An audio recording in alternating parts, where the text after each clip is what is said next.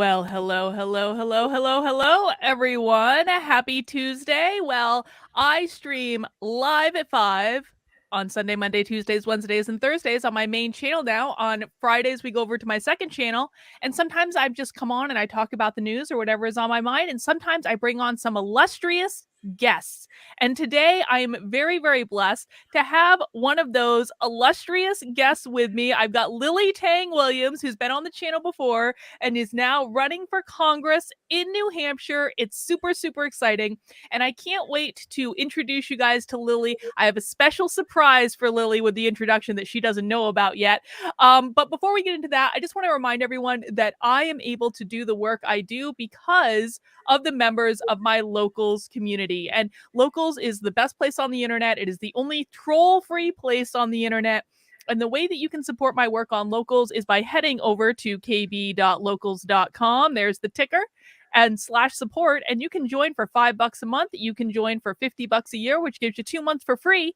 And you can also make a one-time gift. And we've got some cool stuff coming up in Locals. Tomorrow, we have our second Zoom call of the week. So we do Zoom calls on Monday and Wednesdays. Yesterday's Zoom call in Locals was a record-setting attendance Zoom call. So lots of people are coming, sharing their stories. It was a really great call. We're doing our next one tomorrow at noon.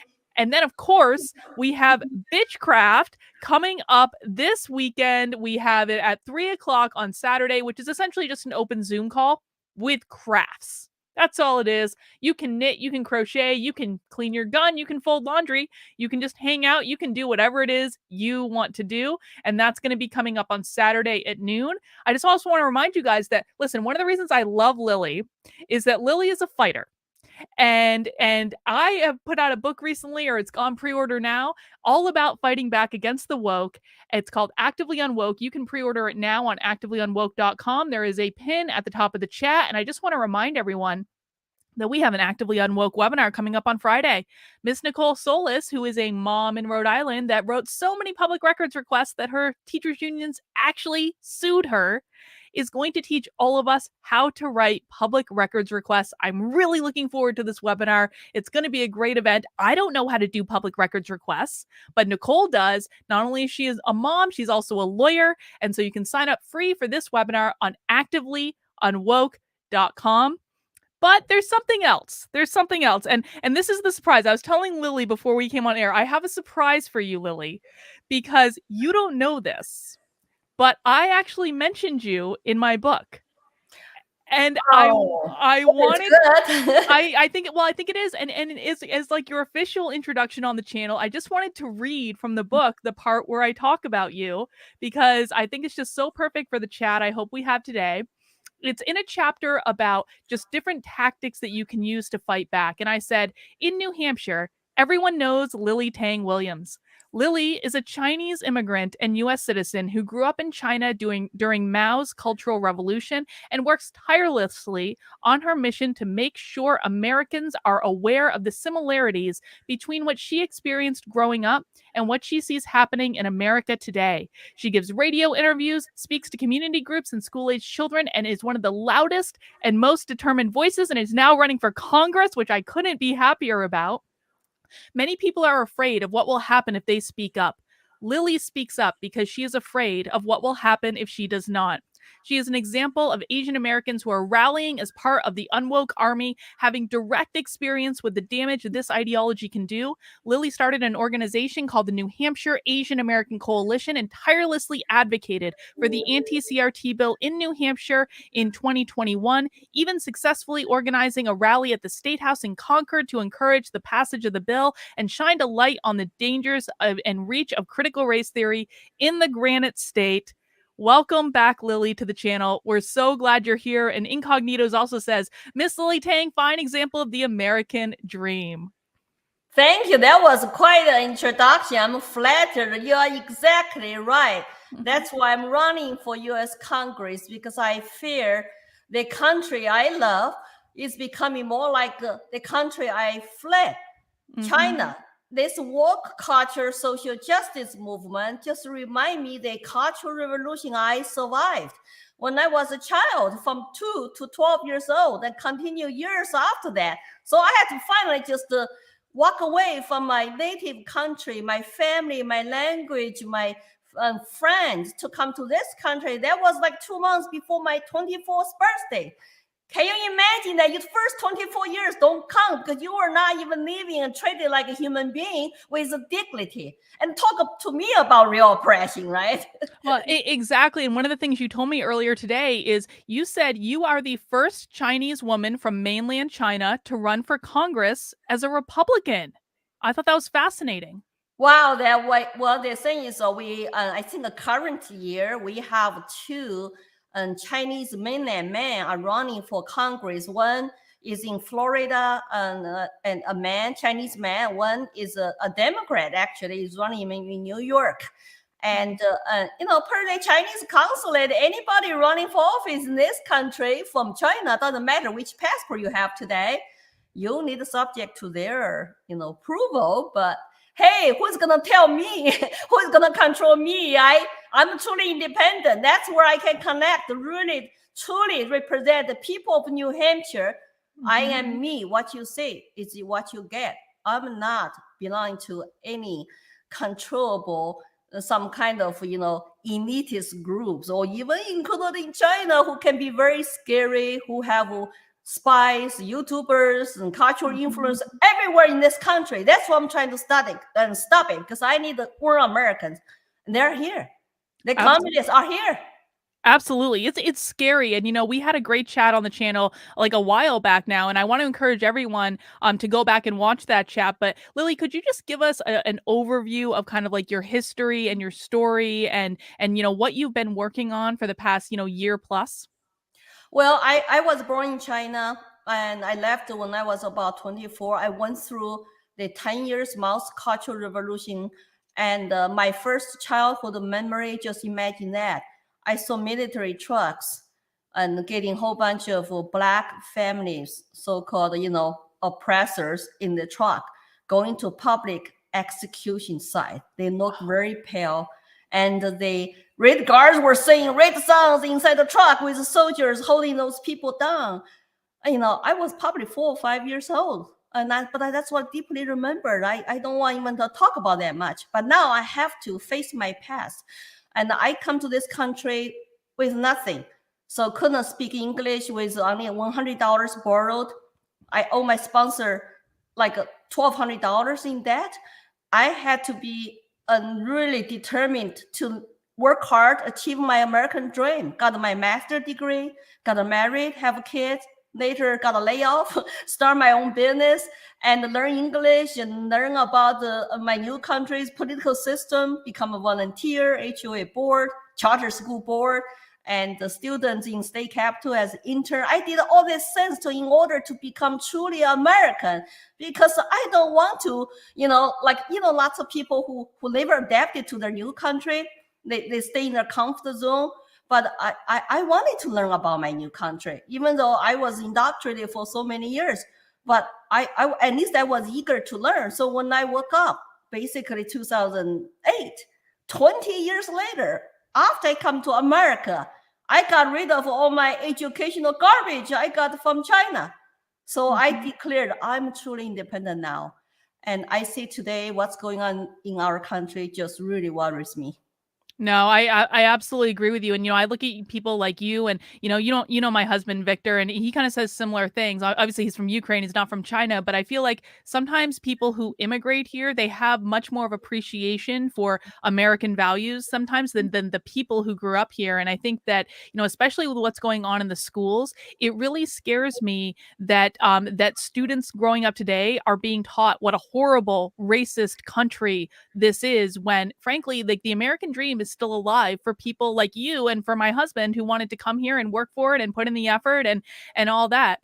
What you travel around to schools in New Hampshire and you tell them about your experience. What has been the reception like for you when you go into a school and you try to explain to these kids, here's what it was like where I grew up?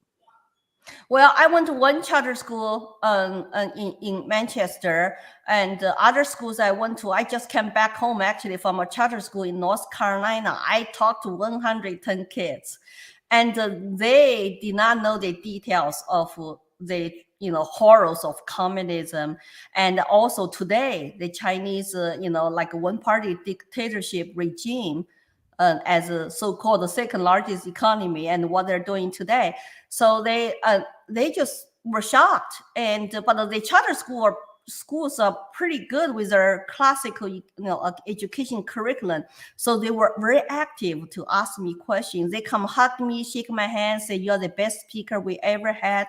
But I also went to some other traditionally public schools in some other states, and it's just shocking that even in some pre-conservative states and public schools, not just students don't know much about China, but also teachers.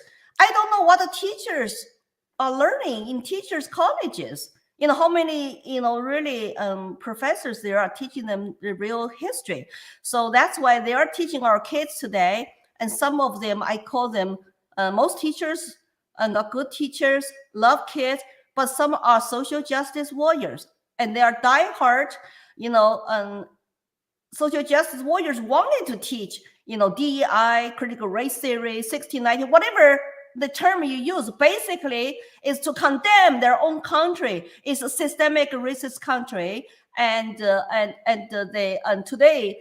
And still, they want to focus on race, focus on skin color. White people are born racist, and it's all the same rhetorics I heard under Mao. Black class family are born black, and they are bad people. And the society is so divided, so you can fight each other.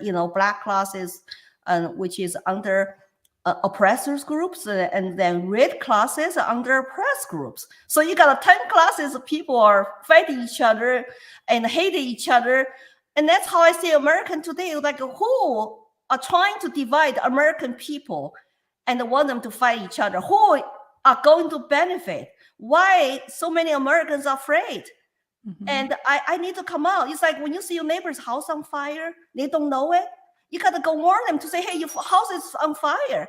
So and that's what I'm trying to do. I'm trying to speak the truth and to the power, even though some people really don't like what I'm doing, Oh yeah, I bet they really don't like it at all. I have a couple of old school textbooks that I was referencing when I was writing my book about that do teach about the dangers of communism, because they used to teach that in schools. And I was thinking, getting ready for this chat, like, I don't remember learning about China at all when I was in school. And I went to high school I graduated high school in 1999. I didn't learn about it at all. And they've stopped teaching all of this. And to your point, teachers don't even know this. And one of the things that is really striking to me in having gone back and, read about the Cultural Revolution now is the weaponization of the youth. And I think we're seeing the weaponization of the youth in this country as well, where they're being indoctrinated from the time, I have Black Lives Matter curriculum on my laptop that starts in preschool. So they're being indoctrinated by the time they're 4 years old. They're literally the Black Lives Matter curriculum, and this is being implemented in schools all over the place. They are literally teaching them the vocabulary around activism. And it is terrifying to look at, because when you start that young, that is only to try to brainwash people in a way that's really hard to undo. Can you tell us a little bit about your experience and how that might parallel with what we're seeing now? Yeah, by the time I went to government schools, China has no other schools except the government schools. The homeschool is banned today. So when I went to later, when Mao opened the school again, and after peak of the Cultural Revolution, and we had to chant. We hold a little Mao's red book, chant "Long live Chiang Mao, long live a party," and we were singing the red songs. And we will hate the black classes. We will hate the capitalism. Hate America. And the so-called imperialist country. Then we'll do our studies. And it was a very, very sensitive PC environment. And you cannot even talk about, Valentine's Day is coming up, so I cannot help to think about it. We could not even talk about love. Romantic love was a banned subject. You only can use love in a collective fashion. I love Mao. I love party. Wow. And my parents are dear, but Chiang Mao is more dear. And we should be grateful that the party saved us. And otherwise, we'll be starving to death like Taiwanese people. We got to liberate Taiwan. And all that indoctrination every day in your face. And and every day it's about politics, and you cannot talk about anything else. And we went to school, like my parents went to job 6 days a week, went to school 6 days a week. There were no other, like a fun stuff to do. And to talk about really just no happiness as a child. And the only game I remember we played, we did not even have a toy because we're so poor. When they tell you communism is like utopian, everybody will be so happy and share everything, and everything is free. It's lie. They will never come. So I just remember I was starving. The only fun I had is playing with my friends, like push each other games down to the floor. And we were so poor, even could not have a radio. So then the school speaker, which we lived very close to my middle school, high school, their school speaker would come on 6:30 in the morning to say, here's the news and time to go to work, time to go to school. And long never check my mom. It's like almost like a concentration camp when you think about it. And all the way until I went to college, we still have loudspeakers. You cannot sleep in. So that's how I grew up. And so I see what's going on in this country. They almost like they see my religious indoctrination of the youth, like Red Guards. So Mao used Red Guard to achieve his cultural revolution goal, which is make him like a godlike supreme leader. And then he threw all his supporters under the bus, including Red Guards. Red Guards generation, like my uncles, aunts, are very sad. They have no skill, they have no job, no education. They wasted entire 10 years, their prime years of youth, in a remote countryside, doing hard labor. And whenever I see today's social justice warriors, Antifa, BLM, those young people, I wish I could have a conversation with them to say, what, you remind me of my youth when I completely was youth indoctrinated and believe everything they told me. And then, my own life actually had no freedom, had no choices. I was very oppressed. I could not even say what's on my brain. I had to self-censor. But it's the same thing happening today. Look at the cancel culture, right? You are guilty by association, and you are guilty by your past words and deeds, and they encourage you to draw a line with your families. And we see that enough in the past 2 years. Turn family against each other and turn the neighbors against each other. Those are all our Mao's cultural revolution tactics. Now you know why I'm terrified. I have to run for Congress to tell my stories. You absolutely have to. Well, Alex S. says, major fan of you both. I'm also from the USSR and was persecuted by the communists, lived in Ukraine and Russia. Thank you for the support there, Alex. Now, Just T asks a question, and, we were emailing back and forth about this earlier. Just T says, I wonder what Lily's opinion is on the Olympics being held in China again. They just held them a few years ago. I know you have opinions about this, Lily, because you were talking about it on Fox News this morning. Right, I get up at 4 o'clock, talk about this. I say I have not watched one Olympics. I will not turn on ABC because I believe that, and those work, big corporations and talk about, social justice, America is a racist country, and they're so, good for justice, and they donate money to BLM. Then they go to China, keep their mouths quiet about cultural genocide, about human rights abuses, and just want to make money. It's like they put their the money profit above their principles. So I don't want to watch it. I don't want to give them any attention, any money. And I think this is total propaganda show. China is losing lots of money to host this Olympics, but they wanted to do this because they want to show the world how wonderful China is. They have zero COVID policies. So if you are test positive now as a foreign athlete, you can be quarantined for 18 days or more and eat very little food and very not very good conditions. And when you complain, and the Global Times, which is the official Twitter account of Chinese government, to say, human rights is a privilege. You shouldn't complain, and so they even don't understand what is Western concept of human rights, because they have treating their own citizens just like one of the robots or one of the animals. They're not human beings with dignity. And when they got locked down, Xi'an people, 13 million for 21 days, and the people were hungry, did not have enough food. And if you're government officials, you got to deliver food to the door first. I saw this grandma's like remind me of my mom's age and was begging to go out, go shopping, get the food. So we're hungry. And then crying, just bring me back of the horrible memories when my mother had to beg for salary increase under one party. Everybody worked for one party state, right? She didn't get the increase anyway, but I was so humiliated when I heard that from my dad. And my mom is different from my personality because I'm like my dad. I will never beg. I remember when it was a while ago. I don't remember what year it was, but the Olympics, the Summer Olympics were in Beijing. And I remember watching the Chinese women in the gymnastics competition win the team gold medal. And we were joking with my friends. We're like, oh God, thank God that China won because they're going to be allowed to stay in the country now. They're going to be okay. They're not going to get thrown into a camp somewhere. Thank God they won. They have their honor. And, that was a joke. But it's kind of not a joke, is it? Because I've been seeing stories about the Chinese figure skater who came in last place, who has been denounced all over the place. I heard this morning, and I haven't looked into this, but I saw a headline about the Uyghur participant that held the torch for like the Chinese team, that they made this big show of look, we're not putting Uyghur Muslims in concentration camp, they're carrying the torch. But I heard this morning, and I think it was from Jack Posobiec, that person has now disappeared. They don't know where they are. And so does any of that surprise you given your experience? Nothing surprised me. People just need to know through this Olympics the true color of Beijing regime.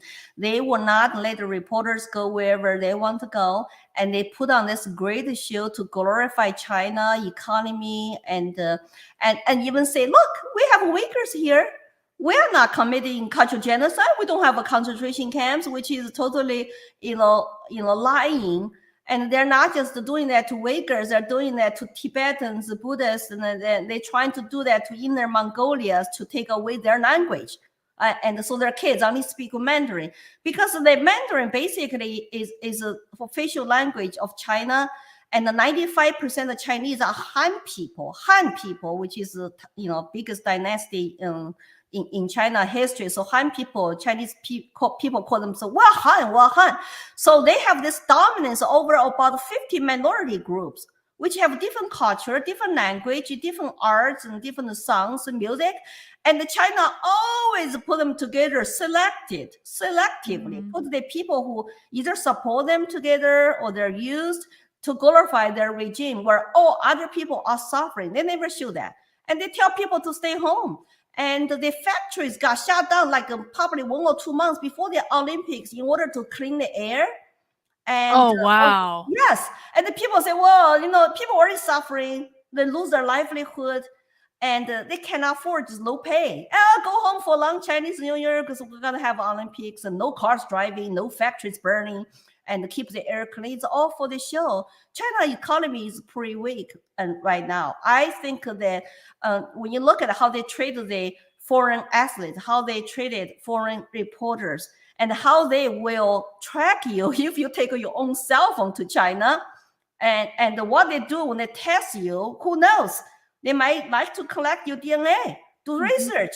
Wuhan lab survey now is no longer a misinformation, And so that tells you that I think after this Olympics, people will realize, that what kind of true color Beijing has.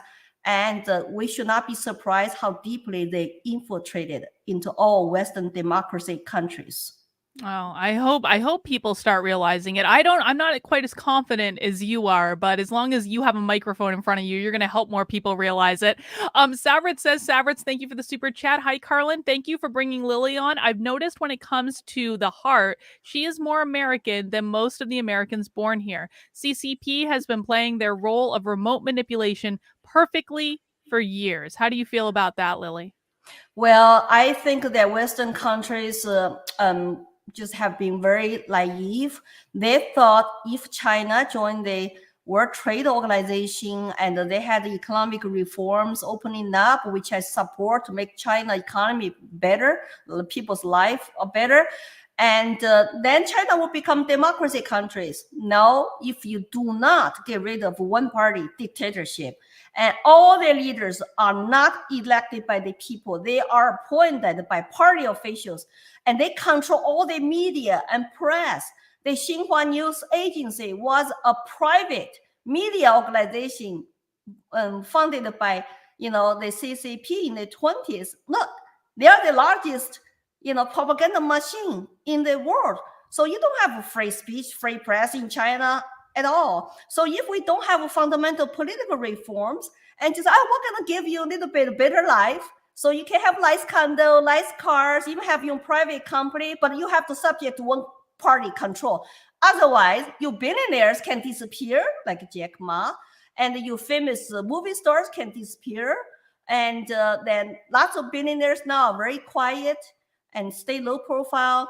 And they were made to donate lots of money to charity to help Xi to accomplish his goal of common prosperity. Xi is taking China, going backwards to more state enterprises, more socialism, and because I think he really wants to be Mao, and he has a little red app. It's called Xi's, and Xi Jinping thought, but it's inside the Mao's little red book, and like little book you can hold to the chant. Now it's on your cell phone. It's called red app. Really? They have an app now? Yeah, you have to study that app to pass the test for you to get inside the party promotions. So everybody has to study. If you're a party member, you want to get promoted. And it's on university campuses. It's called the Xi Jinping Thought School. No kidding. No, it's not called Thought School. Yes, it is. Wow. And when I was in China, the thought crime is real. And just think about today's cancel culture. If you let it get that news, it will destroy American, because they destroyed the Cultural Revolution, destroyed age-old and Chinese culture, art, relatives, and traditional values of family, of compassion. None of that. Today, China is like adopted, basically embraced a foreign ideology called Marxism, communism. And then they wanted to accuse Americans. You are racism, it's a terrible issue in your country. It's like, we don't have problem here, China. Well, I wanted to show this picture because I remember, this is from the great rally that you put on at the State House that I was blessed to be able to speak at. And you were telling us, I think on your last appearance on my channel, that like those types of clothes, those types of like really nice clothes, like you couldn't wear those in China. They banned them. That's another thing, similarities with what's going on today. Girls cannot look pretty.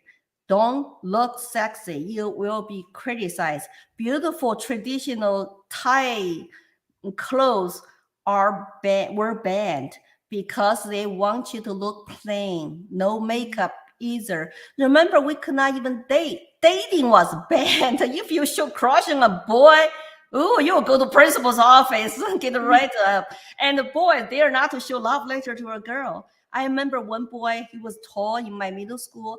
He gave a love letter to a girl, and she turned him to teacher. And he never smiled again. Oh and my God. I have to confess, I feel guilty because she came talk to me first. I was class monitor. I was best student, red child, so brainwashed. I say, what should I do with this letter? Well, you should know. Go turn to teachers. You're not supposed to talk about this kind of stuff. That means romantic love and crushes. Look how red I was, right? And then that boy never smiled again. So every Valentine's Day, I always feel guilty. I always talk about Americans. How lucky you are. You were born in this country. You were privileged to be Americans. And too sad that for me that Americans don't appreciate their freedom they have. They are actually demonize their own country or even their own people. It's insane to me. You know what? It's funny because I was thinking about this. So when the AntiCRT bill was going through committee last year in the House in New Hampshire, there were a whole bunch of people that came and testified for it. I testified for it. You testified for it. One of the people that testified for it was a 17-year-old. I think she was in Concord High School, but she was definitely in a local high school, and she was all put together, and she was very much opposed to the bill because she wanted critical race theory to be taught, and she talked about how she was a class monitor in Concord High School, now in New Hampshire. And I remember she actually started tweeting at me after she testified, like just being like a little uppity. And so I went on her Twitter timeline. Lily, I kid you not, she was holding a copy of Mao's Red Book on her Twitter timeline.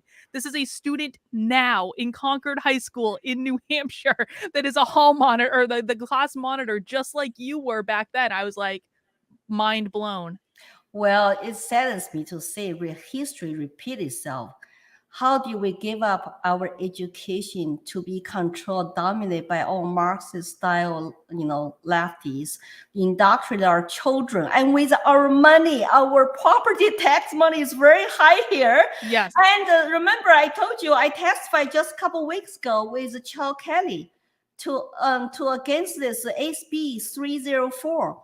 They're trying to repeal our state law to say you cannot teach discrimination in schools. Oh, I know. Divisive concept. Guess what? 20-something teacher union supporters for the bill showed up with even 3 or 4 students, and we 2 aging women were outnumbered.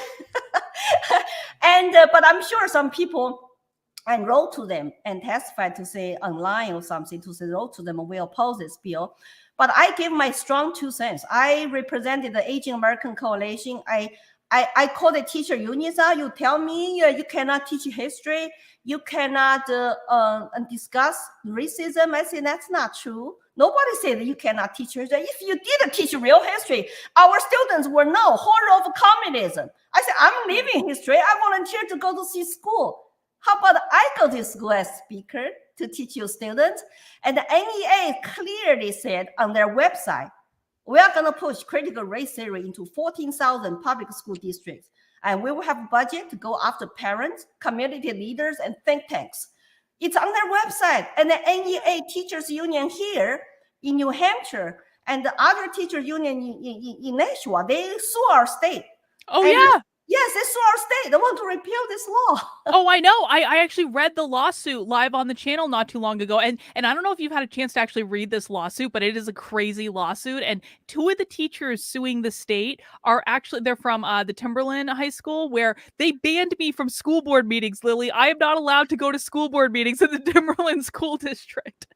Yes, here's something I worry. I think some teachers are good teachers, but they're quiet, because think about how leftist school environment is. If they come out and push back, they can lose their jobs, they can lose their career. The leftists are trying to even cancel Joe Rogan, which is just a podcaster who wants to ask lots of questions and give you 2 or 3 hours. By the way, I would love to go on his show to say, Joe, you know what? The cancel culture you're facing today, you know what? They were like a mouse culture revolution. You cannot give up. You have to fight. We have to get Lily on Joe Rogan, guys. Make sure you're tweeting at Joe Rogan. I don't know how Joe Rogan books guests, so I wish I could help you on that, but we can tweet at him and stuff. But no, I mean, I've been really, like, I was really upset that he apologized. And I to be honest with you, not that I didn't think that some of the things he said were out of line, because quite frankly, he said some things that I really think he shouldn't have said, but it's not the point. And this is what people don't understand. It's like, they don't want you to be like, okay, I'm sorry, my bad, we'll never do it again. That's never going to be good enough. It is all about compliance. It is all about submission. It is all about them proving that they have power over you. And I'm actually really worried. I really hope, Rumble offered Joe Rogan essentially the same deal that he had with Spotify. Or better deal. and you know what? I really hope he takes it, because I kind of feel like if he stays with Spotify, now that he's apologized and censored his own content, I feel like he's over the barrel if he doesn't. What do you think? Well, the thing is so that anything, here are 2 rules for Chinese propaganda, I know. Number 1, the party is always right. Never challenge that. The party, it could be now, today's Democrat Party leadership, Joe Biden, the White House, that all the federal agents, DOJs, who even pressure private companies like Spotify to censor Joe Rogan. That's clearly violates First Amendment. And that secondary rule, for Xinhua News Agency, you just repeat the same lies. Then every day, by lots of people, that same lie will become the truth. I have a faith in American people. I think American people, if the majority of them wake up and push back, and we will win. I feel we have lots of liberty-minded people in New Hampshire, in this country, and we still have a Second Amendment. That's another reason you don't want to ever compromise on that. Then you will be like Australians today, or even Canadians today who are trying to rebuild back.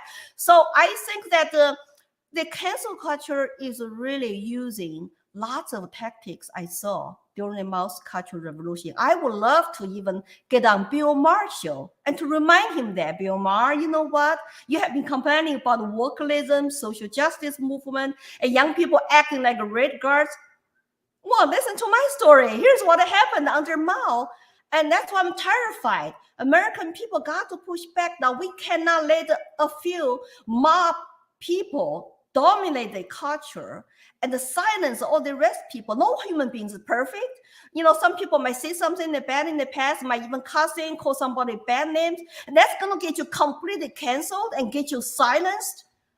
And because it's like anti-racism is like some kind of temple we hold on to. Critical race theory, just like the Marxist critical class theory Mao used to divide people.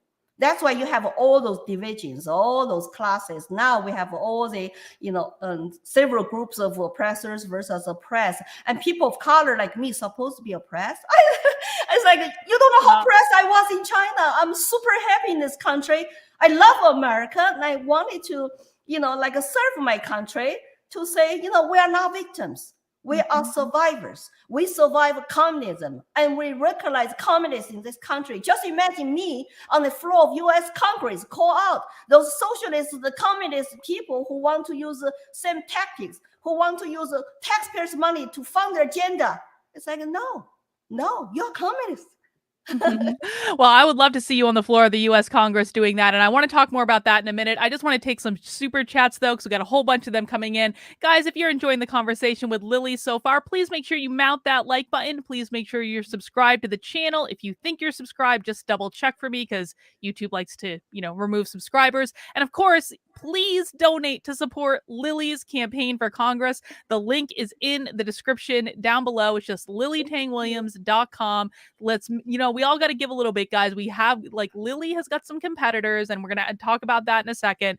But she needs to get the Republican nomination for the CD2. It's just it has to happen. There's just no other way. I want to thank Gypsy Witch Productions for the super chat. Mizzou, we live in the West. We in the West have been complacent and, yes, a bit naive, and many are too readily willing to give up a little bit of freedom in exchange for comfort and convenience. Little bits add up to totalitarianism. I completely agree with that. I think one of the biggest mistakes we made over the past 2 years was agreeing to 15 days to slow the spread in the first place. I think we never should have done it, and I hope that people learn that lesson. Savrit says, thank you so much for your intimate knowledge, Lily. It is priceless information. I pray, however hard things get, we remain strong like you. Keep it up. Got a couple more. Thank you guys so much for the super chats. Thank you, Erica, for that. Murphy's Pool says, hey, kid. Hey, Lily. What are we drinking? Nothing yet, Murphy's Pool, but we'll have happy hour on Friday. I'm very lightweighted, so I cannot drink much. But I'm super high on liberty. That's what I'm always. Yes. I feel energetic whenever I talk about freedom. That's what we're high on in New Hampshire. Yeah. Rachel says, what would it take to bring down the CCP? Just kidding, YouTube and government overlords. But no, really, Lily, what would it take to bring down the CCP, in your opinion? Well, that you got a 1.4 billion Chinese, and they don't know the truth. So you got lots of people who live in their daily propaganda rhetorics, and they actually support unless something happened to themselves. I have known friends who were supporters and who were happy, had lots of wealth, made lots of money. All of a sudden, they got into local conflict with some local officials, and they knew how ugly society is, how ugly CCP is, because people who are connected with power and with CCP officials, they will arrest you. Then they will ask you to pay lots of money to get your loved ones out. There's no rule of law in China. And you can be if you are super rich, like my friend who just come here and settled down as a political refugee. He said he was working 20 years so hard in Shenzhen, special economic zone, to make his millions. And local officials arrest him for some little charge to say, get your wife here. We need like 180,000 US dollars worth of money to get you out. But if you normally bail out, it's a lot less than that, maybe just like a couple thousand or something. So they're so corrupt and they have power over people because your license is dependent on them. That's why I'm against like over regulation in this country. You see that if you depend on government for license to make a living, and they can take away so easily. 40% of bars, restaurants in the past 2 years are closed forever. It's like how do we trust government so much and give the power to regulate everyday your life, every your business? Then you have to be quiet. If you see something not PC, your business is canceled, closed. You see that everywhere, right? Even musicians and all that. So CCP requires free speech for people to know the truth in order to rise up and overturn them. Another thing, it's very sad to say though, that all that, for example, Western democracy countries, they do not call out CCP. They do not investigate origin of COVID, lab leak theory, zero patients. Patient zero code, and WHO is in their pocket. United Nations is going after them. So we have only one strength in freedom lovers communities. We have the numbers. We have the majority. And we need to be united. We need to be kind to each other and wake up our neighbors, our fellow citizens, include moderate Democrats who don't know what's going on, who are not happy either. We need to draw them closer to us. Keep your family close and keep your neighbors, fellow citizens close. Then we need to call out all those dictators who all, like Trudeau, who wants to be a dictator, who is a sympathizer toward communism, Communist Party. We need to call them out. We need to sort them out. I just don't understand after this, how could the Canadians still vote him in? They use public health, always public security, society good, public health to cancel you human rights. I have heard all that before. Virus is real. It's dangerous. You know your risk. You do right things for you. But to push you to have, mask and vaccine passports and jabs to your body without your personal consent, it's absolutely communist way. And I support people to make their own personal choices, decisions. Mm-hmm. You mentioned that one of the things that is needed to bring down the CCP is free speech. And this is something I've been thinking about a lot because, people don't really understand, like, America is the only country in the world that has free speech enshrined in our Constitution. And I think oftentimes we take that for granted. And one of the things that I've been noticing lately, I remember back, like when I was in high school, I very clearly remember this, like 13, 14 years old. I wanted to go to law school because I wanted to go be a lawyer for the ACLU and defend free speech because I admired that the ACLU defended some of the most reprehensible speech that you could possibly imagine, like real Nazis, real KKK. And I was like, okay, I understood at that point the slippery slope. And this is when I was 13 years old, that if you don't defend the worst possible, most offensive speech possible, that's when we all start to suffer and we all start to lose our free speech. Because if the worst speech is legal and valid in this country, that means all speech is legal and valid in this country. And I kind of ditched that plan when I got a little bit older, mostly because I was like, people understand the slippery slope. We don't need this anymore. Free speech is fine. Lily, people don't understand what the slippery slope is today. I have conversation with grown adults, like educated people, who do not understand that if you make some speech illegal, you put all speech in jeopardy. And they don't just go after the people that you don't like. Eventually, they're going to use it to come after you. And that is one of the most terrifying things to me, that people have stopped understanding what the slippery slope is.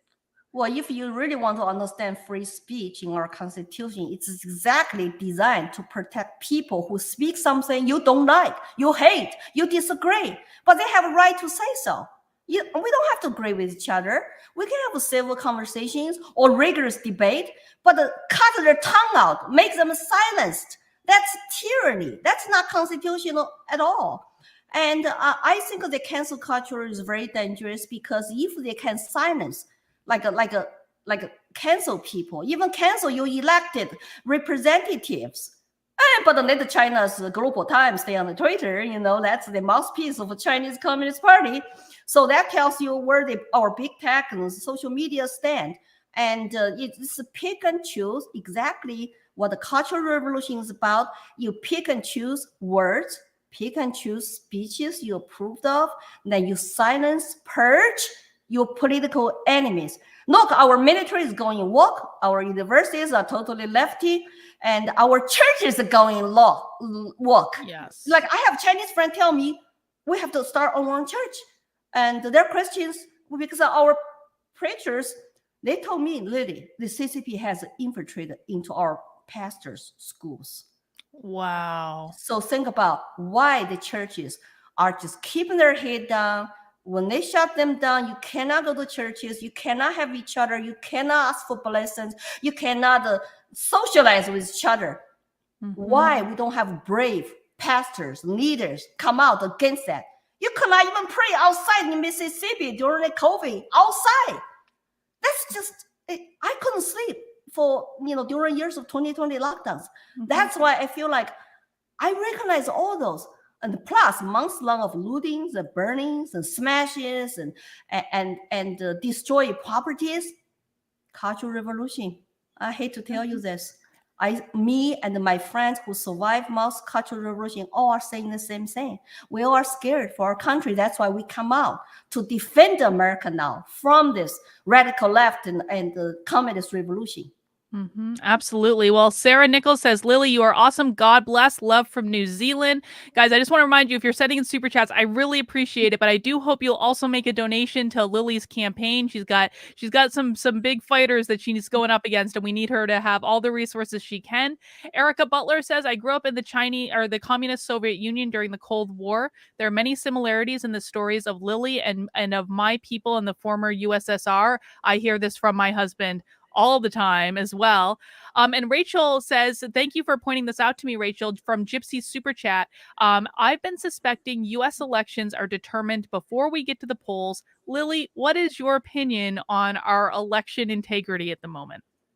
Well, it is an important issue. We have to address people's concerns. We have to address irregularities. And we have to, require people to have IDs. You cannot even eat in a restaurant without ID, without vaccine passport. You tell me it's, racist to require voter ID. And I don't buy that. So you can get active in your own local communities, become trained poll watchers, and push your state representative to pass election integrity laws.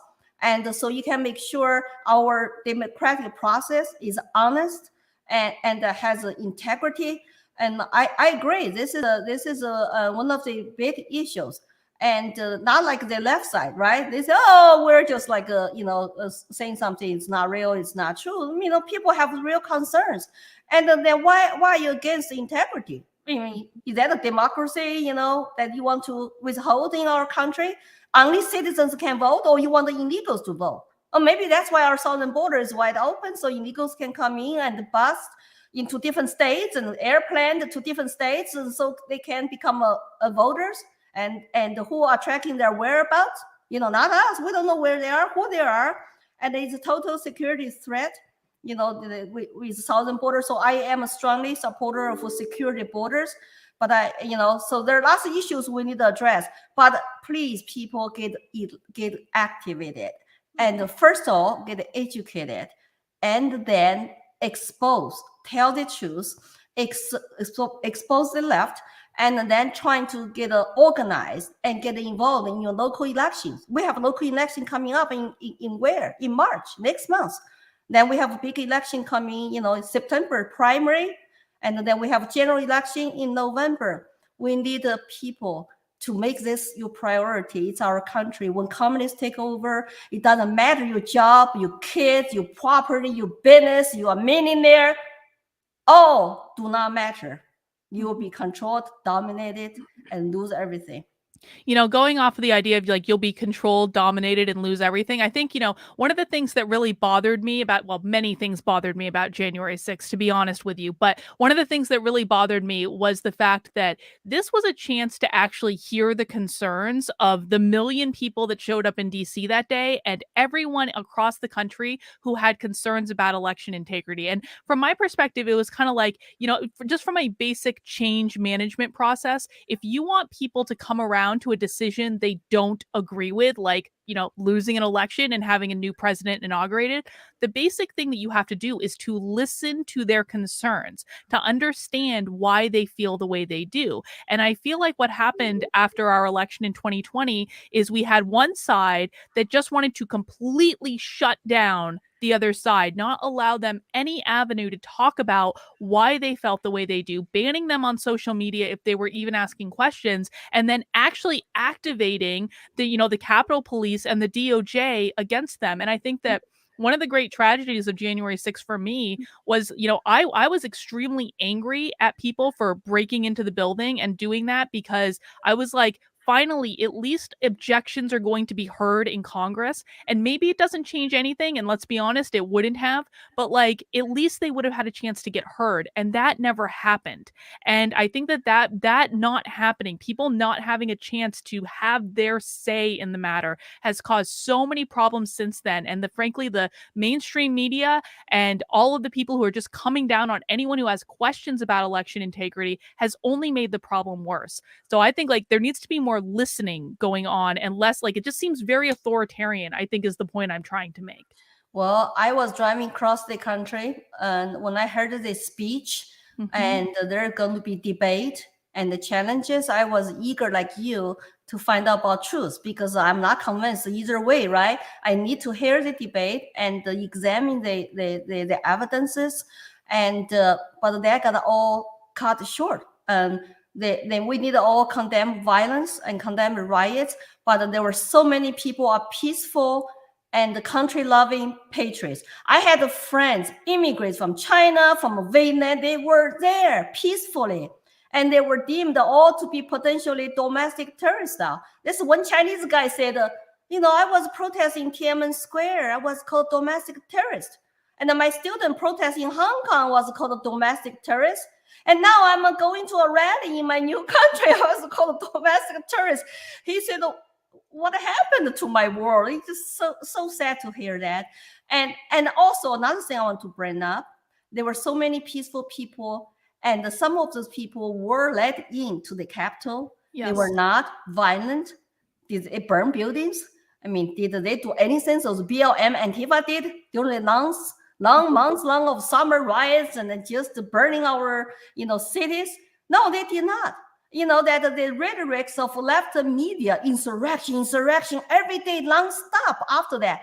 I did not even get the chance to hear the evidence about the election issues, but every day was a purge. And by the way, why the citizens who are locked up from that day that have not have a speedy trial, is that the constitutional right of citizens to be heard by jury, have a speedy trial instead of they are in solitary confinement, and it's a year later now, and we should call in for their speedy trial or release them, and set the bail and for them to wait in the home instead of they're locked up.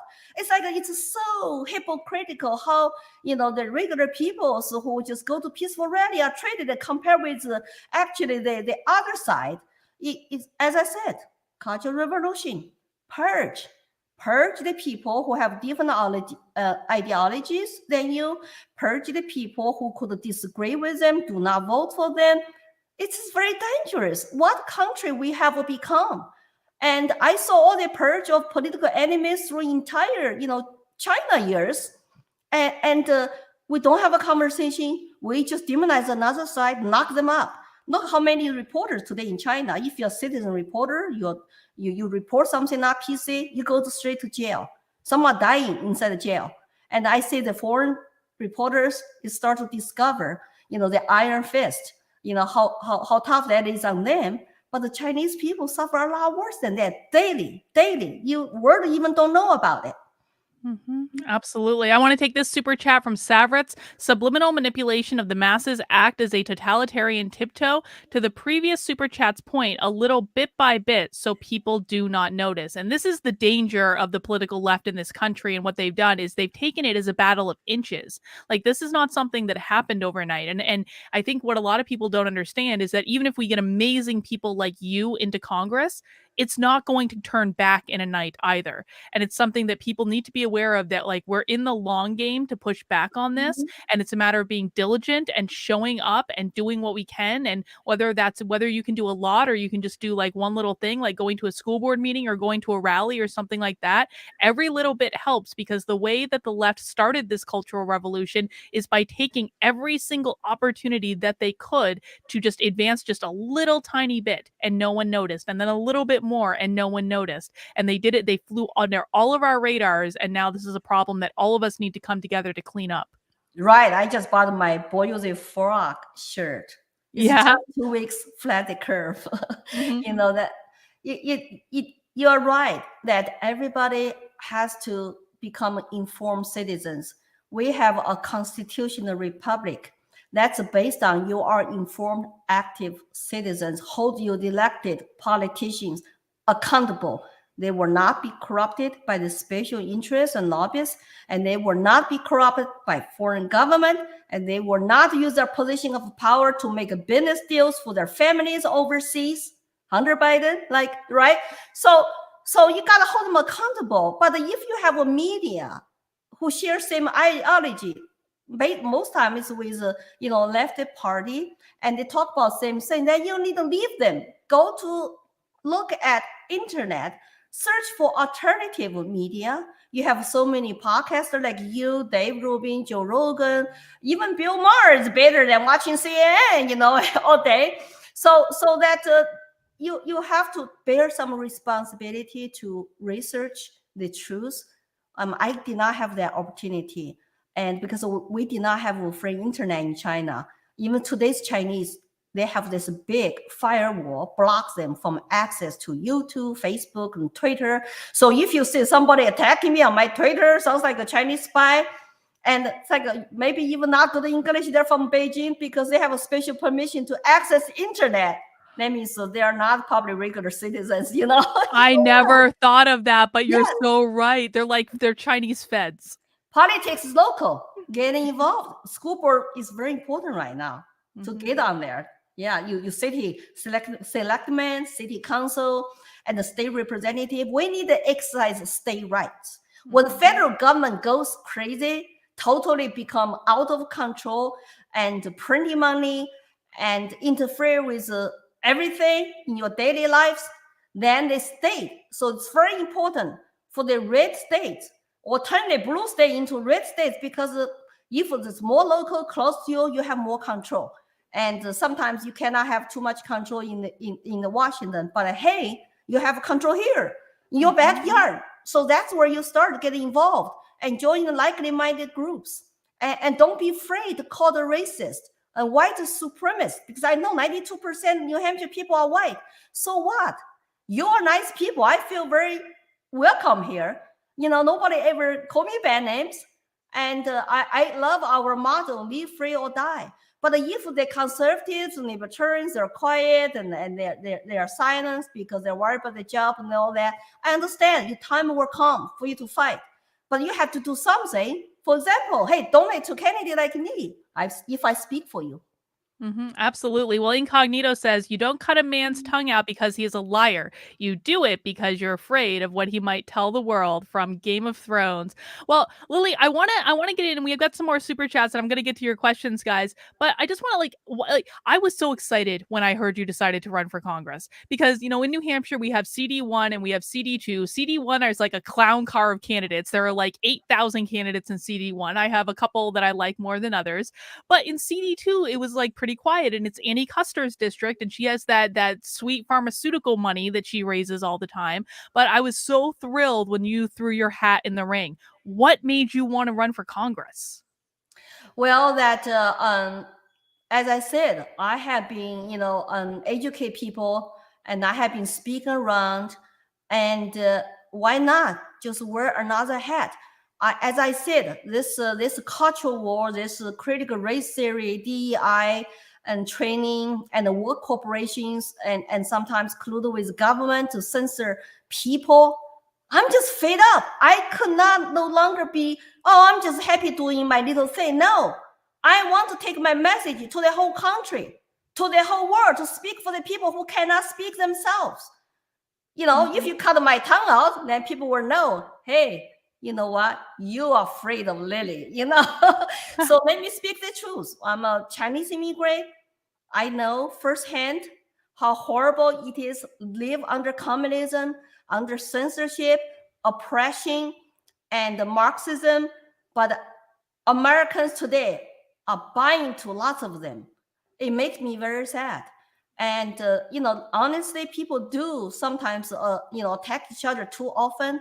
And I would like to have a positive and unifying message to all these citizens. Keep them close to you. They are not your enemies. And the real enemies you don't see. They are behind us. They will be your 1%, 2% of ruling class, elitists, above us all. All those young, useful idiots, that's what Lenin called them, will be thrown under the bus. My 3 uncles were thrown under the bus by Mao. They were Red Guards. After Mao finished using them, he sent them to countryside for 10 years. Without education, even without family, without the wives, because if you get married in the countryside, you can never come back to the cities. So you have to stay single all those 10 years. It's such a sad generation. And some of them still not even wake up today, say, what happened to us, But I have an uncle who told me lots of stories. I have a neighborhood girl who got crazy after she came back from the 10 years countryside. And who knows what happened to this little girl. And there's a movie called Xiu Xiu, it's like Chengdu girl who sent to Tibet. A movie called Xiu Xiu, the sent down girl, and it was banned the movie. Be exposed to you what happened during the Cultural Revolution, and to especially young girls like that to go to countryside. She basically was savaged and raped in order to come back home, and she just used her body. At the end, I don't want to spoil you. You go watch that. It's very sad, and young people especially should watch that and know when you're naive. And when you trust authority, trust your leaders, absolutely, you unelected bureaucrats who just like God to you, you got a problem. Mm-hmm. You need to come out from that comfort zone and search for truth, and truth will set you free. Absolutely. Well, guys, if you have a question that you would like Lily to answer, please go ahead and chat them in. I will try to take as many questions as we can. I just want to point out this chat from Southern Northeast, watching live from Taproom Tuesday. So I got a bunch of free staters and libertarians watching right now in New Hampshire, which is pretty great. Emphasize says, in the long run, I've got to get the jab to vote. So Lily, do you think what do you think about the election integrity bills, the voting rights bills that the Democrats are trying to pass? And we've already talked about the fact that you believe that people should have to have an ID to vote, and I have come around to that as well. What else do you think about this whole thing about, if we don't pass these Voting Rights Act, it's an act of white supremacy? Well, everything's an act of white supremacy now. I mean, every older Black man can be called a racist and white supremacist. Or maybe someday I will be called that too. I'm sure you will be. When they don't have a really very good argument to persuade people to support their agenda, they are using name calling. It's all about division. It's all about the skin color. It's all about the race. It's not about diversity of ideas, diversity of arguments, personalities, contributions, and talents. And as Asians, we sometimes are categorized as white because we have a higher income even than white. We value education and value merit, like individual merits. So we're not really convenient minority. So we don't buy that. I mean, if there's so many things you do in this country require you have ID, which I disgrace, we should not have those IDs. But if there's only one place you should have ID to exercise your constitutional citizens' right, it's a voting place. Mm-hmm. You don't need an ID for lots of other things like vaccine passports and there. So I will argue this is an important issue. And I hope people will get involved locally. I understand people have different feelings about voting. And about consent to your rulers, I never consent to any rulers. They were just, had big boots on my neck every day. I could not breathe. So I did not have any choice at all. So if you don't want to participate in voting, that means when they really take over, I would rather use my voting booth, use my voter ID, use my word of mouth to keep our freedoms instead of I have to resort my guns. That's the last resort. We hold on to Second Amendment right. But every year there's election. If you want to be effective for liberty, advance liberty, the time is to act now. Whatever you choose, your cause, and getting involved. And I hope that people will at least show up to support good bills in our state capital, oppose bad bills. I don't want to be outnumbered when I go to testify to aging ladies, outnumbered. But we're not afraid. We survived communism, so we're not afraid. But we just like to say, we're our people. We need more people to show up. I think, I agree with there. We definitely need to get more activists testifying for the bills that we like and against the ones we don't, quite frankly. I think one of the things that I was thinking about when you were speaking just then is like, people I understand that some libertarians have this philosophical thing against voting, and I get that. And quite frankly, I think that they need to get over that and play within the system that we have if they want to achieve liberty in their lifetime. And I think that, the Free State Project has been a great example of being able to make actual advances in terms of, getting one of the most liberty-oriented state budgets last year of any state in the country, actually cutting spending and all that stuff. But I also want to say to the Republicans, like, I see a lot of Republicans saying there's no point in voting because of election integrity. And I just think that that's foolish as well. It's like you're taking your toys and going home. And if you take yourself out of the game, then you're just handing it over to the left and you're not even fighting. And I understand that there are problems and there are questions, and there are absolutely questions in New Hampshire. They've done all sorts of work on that. But it's like, just because there are questions about something, and even let's just say that we all did get screwed in 2020, let's just like concede that for the sake of argument, it still doesn't matter because it's still the system that we have. And if you don't show up and participate, then you're just ceding the ground to the enemy, right? Yeah, we will constantly work to improve our system. But if we give up our battlefield to all the Marxists left, we're done. You know what happens when communists march in and, founded China? They search door to door for all your weapons, and they kick you out of your homes and send 30 peasants and soldiers live in your house, and your relatives all go to countryside neighbor camps, share one pants to wear when you have to go out. My girlfriend's story. And they kill you landowner grandparents. You never get a chance to see them because they're super rich. They own lots of land. I hope people listen to my story, know the danger we face, and understand where my passion, my intensity come from. I want to warn people. The time is critical. You see how easily our freedom can be gone just during the past 2 years. And I have young students actually write to me, ask for they watch my Teamcast interview to say, Lily, I'm a Democrat, but I'm really, really starting to wake up. I like your stories. I'm going to vote for you. Say that's what you can do. You use your mouth, your words to educate people and be kind, be persuasive, not lecture-like.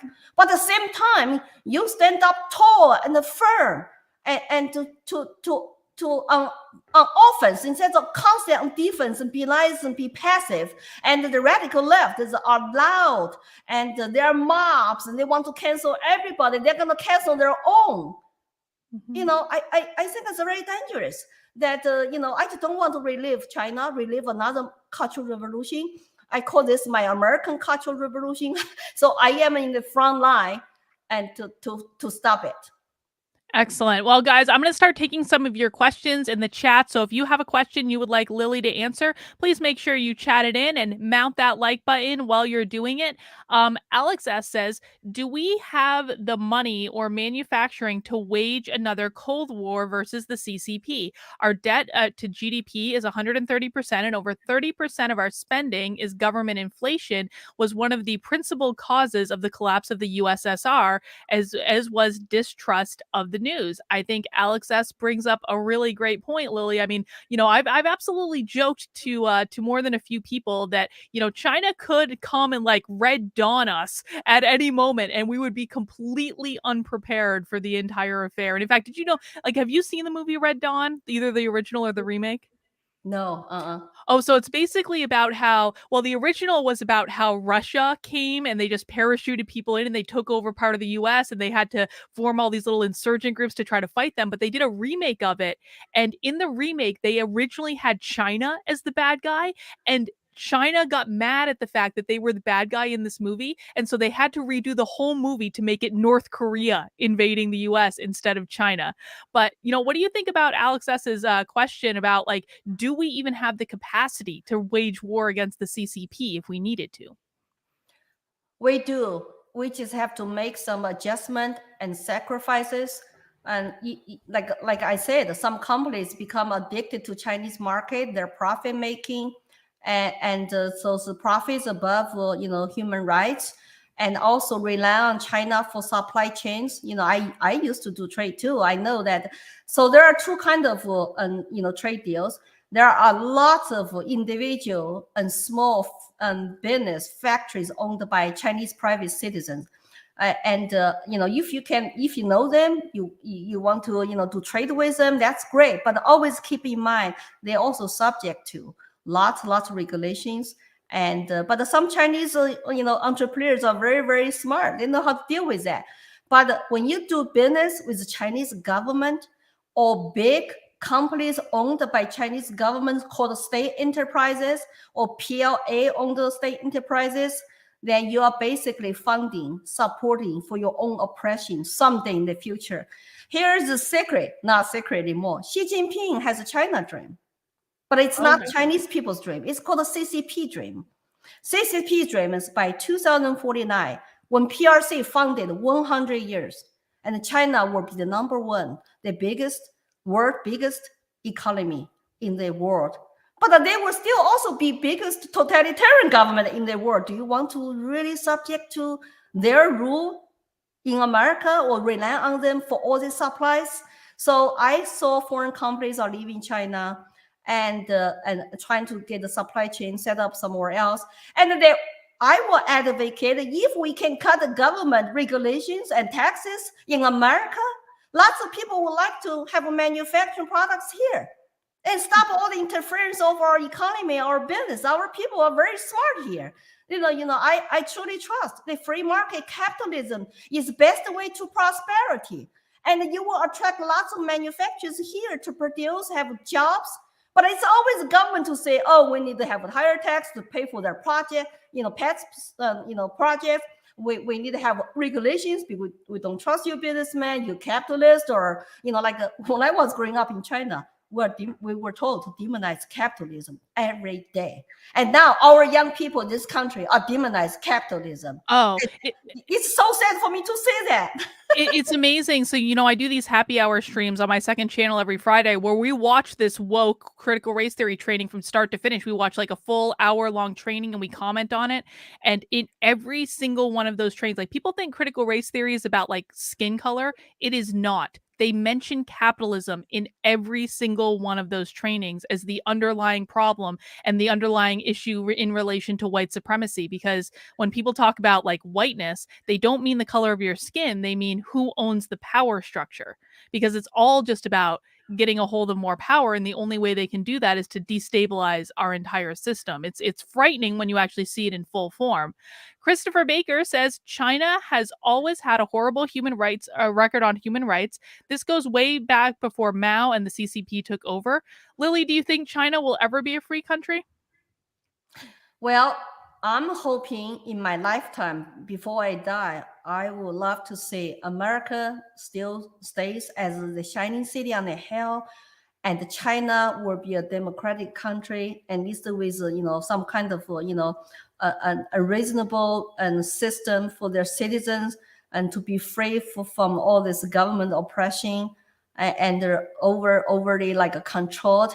But I don't know in China anymore, because I have left China since 1988, and the economy and beneficiaries of China's good, opening up, economic reform, they all become cheerleaders and for CCP. And the CCP spend lots of money all over the world to build allies, infiltrate, and making deals, and even interfere with U.S. elections. And there was a Chinese professor, his video got taken down because he was saying about the CCP interferes with US presidential elections 2020. They could not fix Trump. And now they got their guy on the top. What does that tell you? And the Chinese government took that video down because that's kind of leaked their secrets, right? And so what I can say in this country is that I'm still hopeful. And if we keep America as a free country, and then we can contain China, maybe hopefully inspire Chinese people someday even rise up. And because they have their numbers, once they wake up, they will rise up, even though they don't have guns, they're totally disarmed. And also you have Hong Kong people, and those Hong Kong people who fled Hong Kong because they're taken over by CCP. They're not going to give up on Hong Kong. That's their hometown, homeland. They will fight back. They will just reorganize and have a comeback later. You see, Taiwan does not want to unify with China. They used to, maybe some people used to, now they change their mind. They look at what happened to Hong Kong. It's like, we don't want to become just another city of China. We have democracy. We have good economical free market system. Why should we unify with China when they're going to lose their rights to vote? So there are lots of things going on. I think that build alliances is a good way to against China, and also economical sections, hold them accountable for WTO obligations. You cannot have one set of rules to apply for other countries. Then when it comes to China, everybody just like, oh, Koto is like a master, CCP. And even they bully everybody in the world. I just don't understand Westerners, like countries who with a good human value record stand up against them.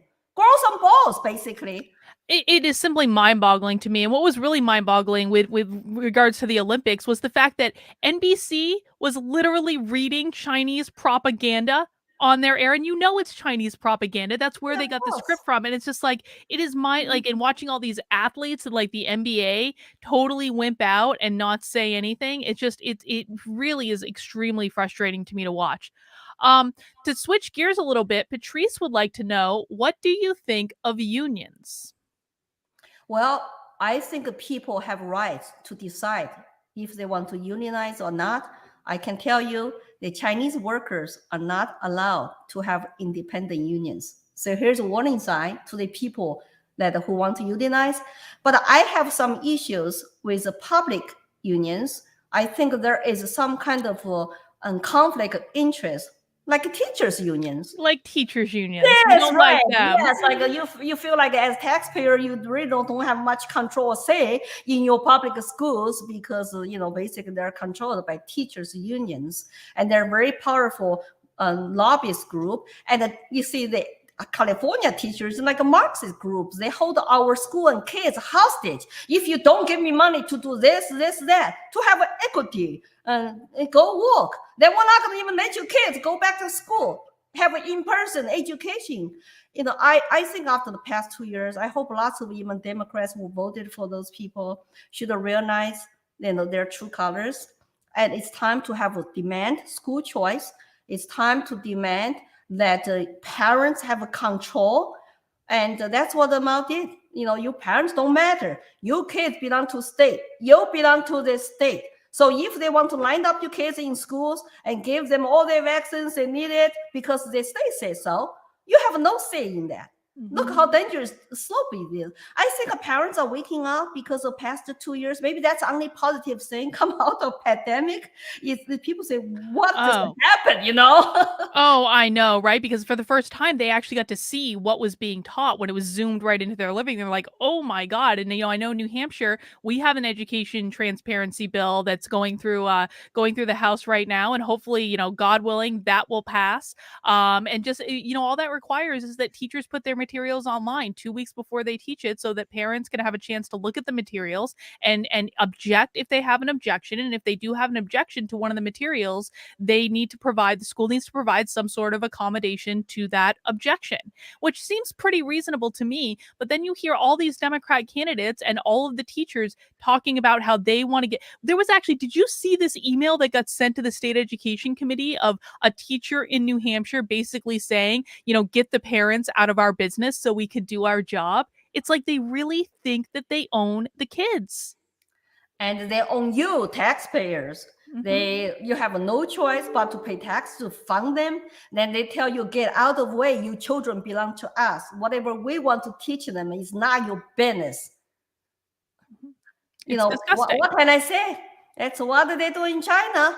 Are we become a communist country or not? So parents need to say, no, get organized, get involved. And New Hampshire is pretty good. We have an education freedom account. We have a school choice. We have the largest home and schoolers network. There's lots of good things happen. But we just need to do more. And when the kids are not enrolled in public school anymore, I don't understand why our public school property tax still going up. It's like, how does that math work here, right?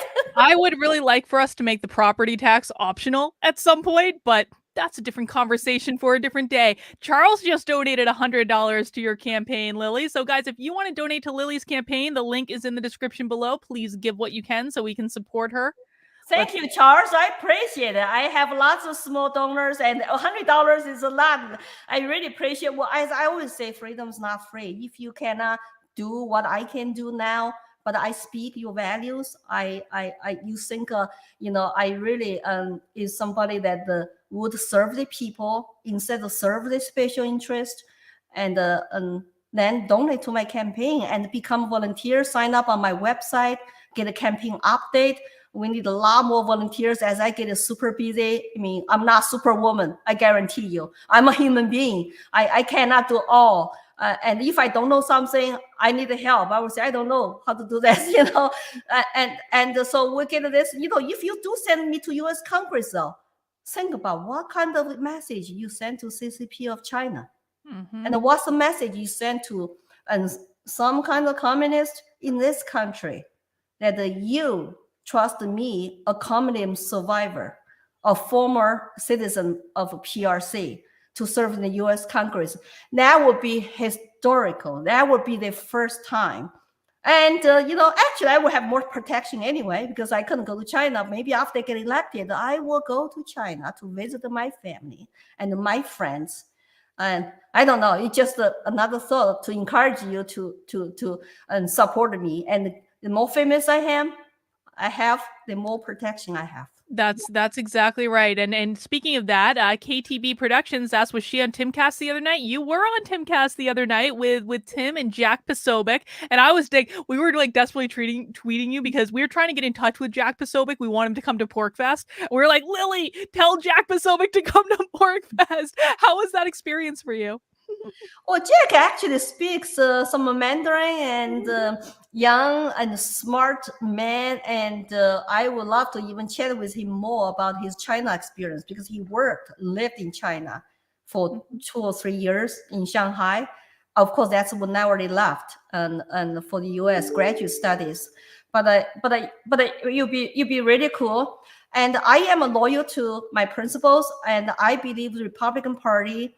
I mean, you can disagree with me on that. Republican Party is very good, doing very good job, and to get our people elected into offices. That's why we have the red state, and lots of people like us, like me, and we are inside the Republican Party.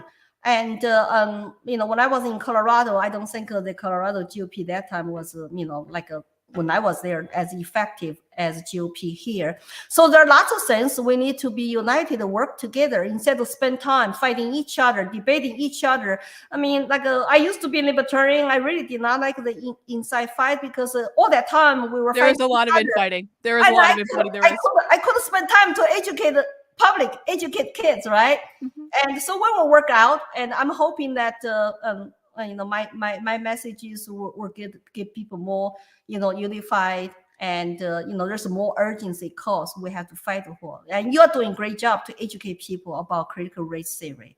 And that's fantastic to wake up parents.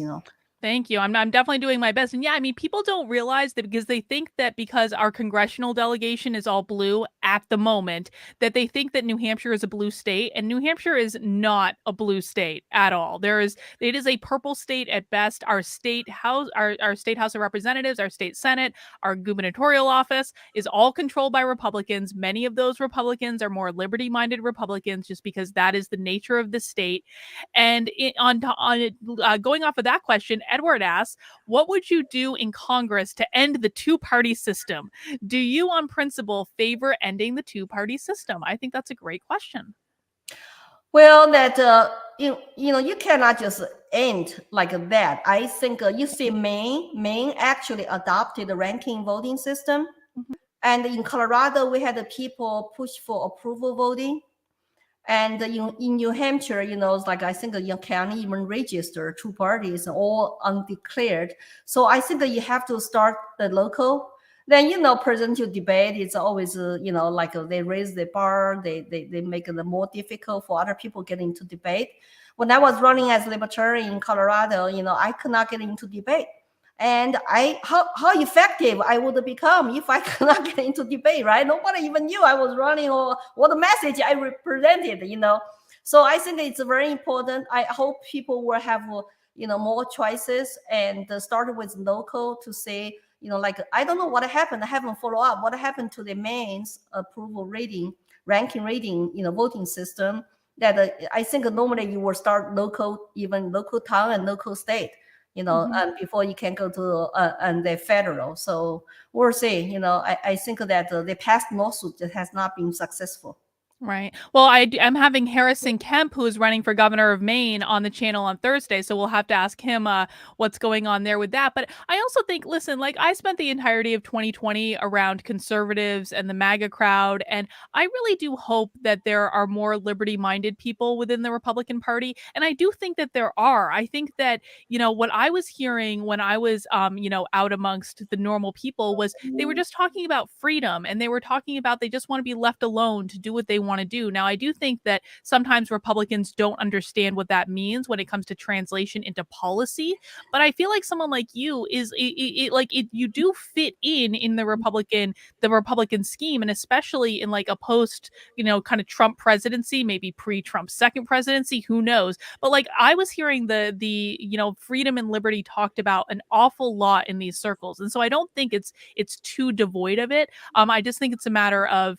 we have to bring people together into a broad coalition of voters. Like at some point we have to coalesce around the candidates that are good candidates. And it's like, for me, I don't really care what party you're in because you're a phenomenal candidate.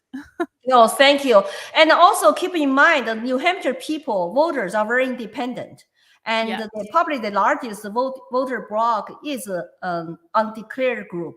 I know in CD2, it turned out to be that way. So in order to advance our liberty, and you have to win over people who are not political, who are in the middle, and you need to convince them to join you, to support you. And then you have to have very good, communication skill to say, look, that the Democrat policies they voted for is like this. And and tell them the consequences of that policies. I think we have to trust voters to decide. And if they don't agree with me, I always say, well, we just have to agree and disagree respectfully. But I'm not going to demonize them, and I'm not going to do like name calling. I promise, in primary and in general, I will have very positive, unifying campaign messages, and you can hold me to that. And I also actually I don't like the lifetime politicians, and I like term limits. I will challenge all my opponents. How about impose that to yourself? Maximum maybe 4 or 5 terms in Congress, and get out, become citizens. Get in touch with reality, what life is like outside of Washington. And I always thought that balanced budget, term limits are the good goals. But look, our country right now is $30 trillion in debt. That's something I worry about for my children's future, that they have to pay for it. Their taxes will go up, inflation will be high, and people already feeling the pinch to buy gas, to buy everything, grocery stores, sometimes empty shelves. It's like it's not working out, so people are start thinking about, why we voted for Democrat leadership, but now we're getting this, and now they're going to force us to do this, do that. That's not advance freedom, liberty, or that's not even respect you to have a choice in your life. And then now you have to be forced to pay for everything. And they're trying to convince you to vote for more government programs, and let's print more money. Let's jack up more inflation. How does that work with Democrat voters? I hope they wake up to see that. Exactly. Edward wants to know, what would your policy be towards Taiwan? What I respect Taiwan people to make that choice. And I think that the world should be more supportive of Taiwan. CCP is a very big bully, the largest bully in the world. They have bullied all countries, cut diplomatic ties with Taiwan in the past. Taiwan only has very small, a few countries have a diplomatic relationship with them. So the Taiwan people, they are smart enough, the government is smart enough to say, we're going to maintain status quo. That means we don't declare independent. We also do not want to be unified with China because they are a totalitarian regime. So status quo, maybe hope things will change for better. I always, I'm not a big warmongering person. I think there are so many diplomatic means and coordination building can, be more effective. And by the way, the Congress is supposed to be declaring wars whenever we, want to fight some foreign countries. But it just does not make sense when the media and all the people talk up Russia. It's like, why are you talking about defending Ukraine's border when you cannot even secure your own border? Right. And there is a security issue there. And so I don't want to advocate for having war with China either. We need to do smart and diplomatic relationships, and even economical side, moral side. We should always have morally high ground to call out CCP's human rights abuses and to lead the way. Because really, if we lose America, the world would be a very dark place. Who is going to stand up against CCP? So that's why my job is to focus on America and to save my new country first. Absolutely. Well, we have a few more questions, guys. I just want to remind you that if you are enjoying the conversation, please make sure you mount that like button. Please make sure you're subscribed to the channel. Chris Baker wants to know, it's kind of it's a little bit of a fun question, but to be honest, a little bit of a morbid question as well, but that's okay. Do you think something will happen to China that was similar to hijacked planes flying into the World Trade Center? And how would China react to something like a 9/11 style event? Do you think, Lily? You mean like let's say this play movies? You mean fly into China? Yeah, like so they like essentially like what would China do if people hijacked airplanes and flew them into, I don't know what a major building is in China, but like just like what happened here on 9/11, how would they react to that? Well, first of all, here's how China protect their borders. It's a military personnel on all borders.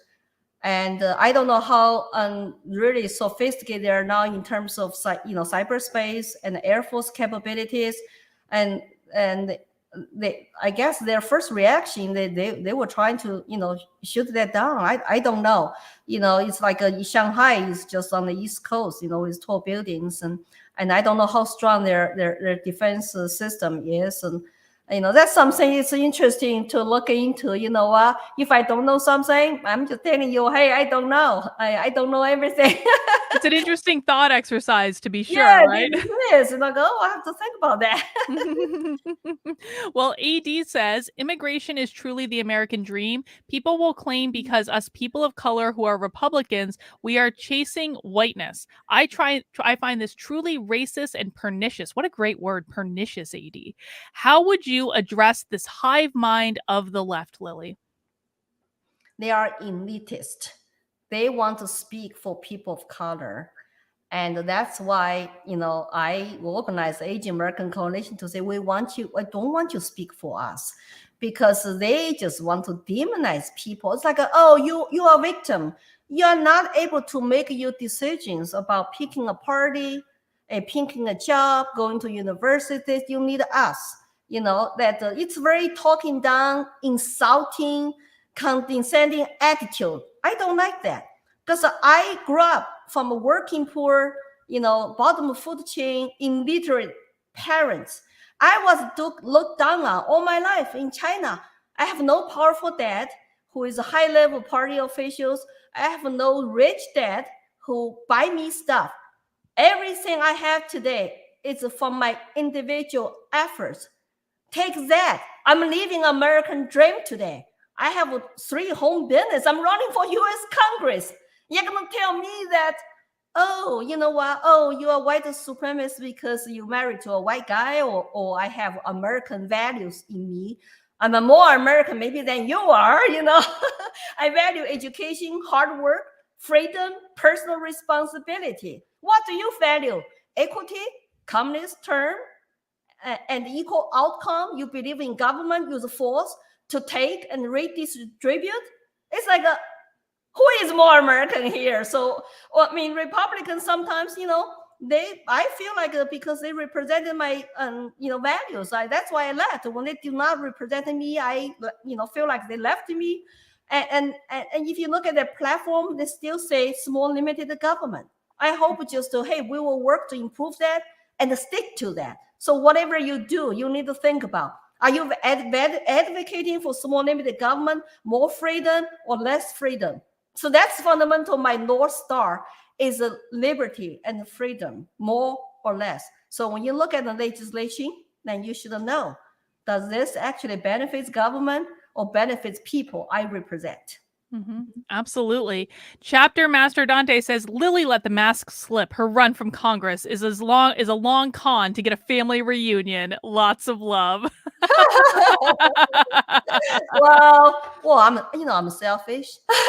You know what? I think you deserve a trip back to China to see your family. I have not been back home since 2015. Wow. No, you definitely deserve a trip back to China. I have relatives there. I don't want to even risk them, so I don't even talk to them about what I'm doing. And it's the human tragedy that they're propagandized, and they're still singing Kumbaya, and they're cheerleaders of the regime. It's so sad. My relatives sometimes will ask me to take 1 minute silence for Chairman Mao's birthday every December. It's so sad. It's so sad. They don't know the truth. They even don't know the truth for what Mao did to the Chinese people. They grave and famine, like starved about 40 million people to death. Lots of Chinese people don't know that inside of China. They were told. Some people died because of 3 years natural disasters, like drought and flooding, so no food, no harvest. It's Mao's central planning policies failed. He did not care about people. He cared about competing with Russia to have a huge agriculture output, production output. So he told the peasants how to grow food. And the crops died. And they had to turn over to the government anyway what little they had. And because of the household registration system, the peasants could not even go to the next city to bake food. Show me the papers. Here you go. Sounds familiar. Show me the papers. You want to travel to another town to bake for food? It's really, so sad. The history is repeating itself.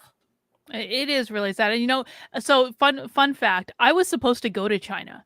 Like, I was actually really excited about this. Before the pandemic, this is back when I was still a Democrat, I got invited to go do like keynote speaking in Beijing and Shanghai, and they were going to fly me in and put me up and bus me around and all this stuff. And this was going to be like my first big international speaking thing, and I was so excited about it. And then the pandemic hit, and I started waking up and red pilling to what was going on. And they kept postponing the trip. Obviously, it was postponed in 2020 because of the pandemic, but they kept pushing it back and pushing it back.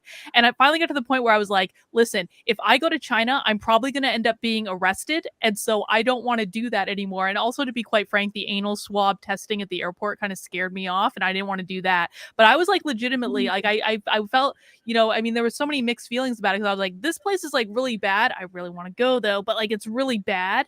And I would probably get arrested if I went there. Well, I would encourage you go after pandemic's over. You don't have to subject to this kind of testing or COVID thing. Chinese culture is very rich, and the Chinese people are very hospitable and nice people. And the government, the CCP, does not really represent lots of nice Chinese. I love actually my native country and lots of wonderful people. But it's just too bad their propaganda machine is telling people, if you don't support CCP, you are traitor, like me. So we hope that China will get better. And there's lots of infighting, maybe like different faction of the party inside, different groups will get more power. I just don't know, since I don't live there anymore, but I heard there's lots of infighting. Chinese system does not have rule of law. So you have like 7 powerful men on the standing committee for Politburo. The other one basically rule over 1.4 billion people. And of course they have like a rubber stamper, like People's Congress and all that, but they control the court, the military, and the press. So basically all the resources. So very powerful. But I would not, I would not be surprised though if someday that something might happen. But I think with the right amount of foreign international pressure, human rights pressure, and then they, of course, we got to be smart about involve China, rely on their supply chains, and use their products and labor, even though, when they're committed cultural genocide. And maybe that, China economy right now is very weak. I will say very weak.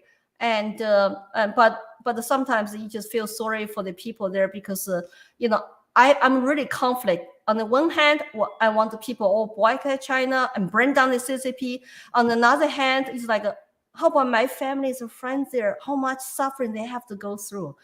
It just so what I can focus is just get the people here to hear my stories, and please, we don't want to become like China. Absolutely. Well, our last question is a little bit of a fun question. Alex S says, we used newspaper Pravda Truth for toilet paper. What did you use in China? We did not have enough toilet papers. We were too poor to have toilet papers. I remember as girls, and when you have to squat to use number one, you don't use anything to wipe yourself. So infection is very common, and because toilet paper run out, too poor to buy new ones. In the countryside, they use bamboo shoots. Sichuan has lots of bamboos, which is a hometown for pandas. So lots of natural bamboo that peasants will chop them, make them a little bit smooth, and they use that for number two. But of course, today China is a lot more, economically well off.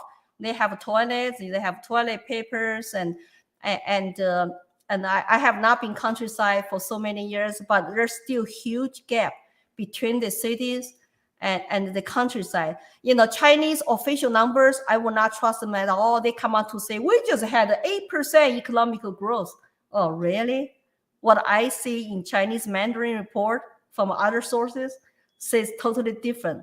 People actually in the countryside are hungry again. I saw this girl hold on to her big rat, Dad. And Dad said, wow, this is her meal next. I feel so sad because I had to trap rat with my uncle in my grandma's courtyard to say we're so hungry, food rationing coupon wasn't enough food. But after a couple rats, they ran out too. Just like Venezuela today, right? Your dogs, cats ran out because people were starving. See, all the young people who wanted to have so-called democratic socialism, all the free stuff, they need to really go to those countries, maybe visit or just study, just do some research yourself. Any promise of those kind of ideology only bring you absolute misery and hunger and oppression. And that's what we should focus on. Instead of our White House tell us, our biggest threat right now is white supremacy. Oh, it's like, are you kidding me? Exactly. Yeah. Well, Patrice says it's so sad to see what the CCP has done to the Chinese people, and I hope that someday the freedom-loving Chinese can take back the country. And then Jared says, if Lily does not make it into government, truly it will be one of the biggest disappointments in my experience with politics. I really hope God blesses us with her making it. And Jared is moving to New Hampshire, so he can come and help. He can come and help you. and That's great. We need more freedom lovers here.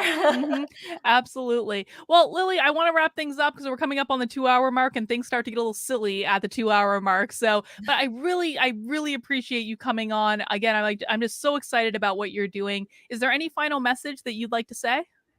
Well, right now I need you to share my messages and follow me on my Facebook page, Lily for Congress, Twitter, Lily for Liberty, and the Instagram and YouTube, my real name, Lily Tang Williams. And website is where you can donate.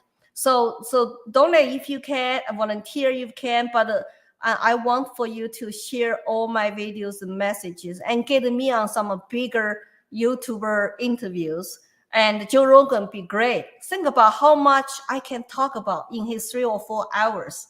I'm gonna even try to tell him, Joe, what happened to you now? It's not new to me. We all were canceled in China before. We're afraid to speak our minds and to ask questions. And I think that most important, this is not about me. It's really about our country. I don't know about you. I have no place to go. So I'm going to stay here, speak up, get involved, and fight back, and whatever means I can use to keep the American dream alive. Absolutely. Thank you so much for your time. Absolutely. Well, guys, please make sure you head over to Lily's website. Again, it is linked in the description below, no matter what platform you're watching on. It's lilytangwilliams.com. Go over to that donate button, give what you can, and help support what she's trying to do. Really just like an amazing candidate. I'm so happy she's running.